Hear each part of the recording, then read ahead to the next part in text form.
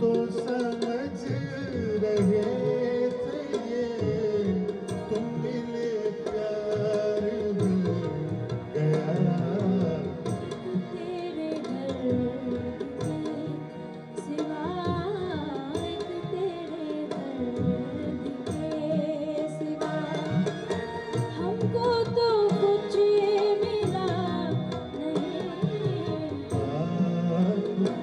भूल जाए हम, इतने तो बेवफा नहीं।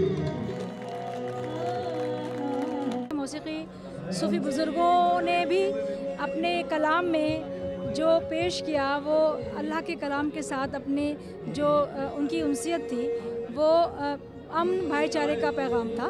और मौसीकी आपको कूल डाउन करती है, मौसीकी आप में बहुत ही हम्बलनेस पैदा करती है। म्यूज़िक ये है कि वैसे तो टेंशनें बहुत हैं, दंगे फसाद जिधर नहीं उधर ही कोई ना कोई टेंशन है, तो म्यूज़िक से ये है कि थोड़ा इंसान सब लोग रिलैक्स हो जाते हैं, म्यूज़िक सुन के अपने आप को थोड़ा अच्छा फील करते हैं। आपसे दिल में, आपसे दिल में उतर जाने को जी चाहता है, ये कदमों में बिखर जाने को जी चाहता है।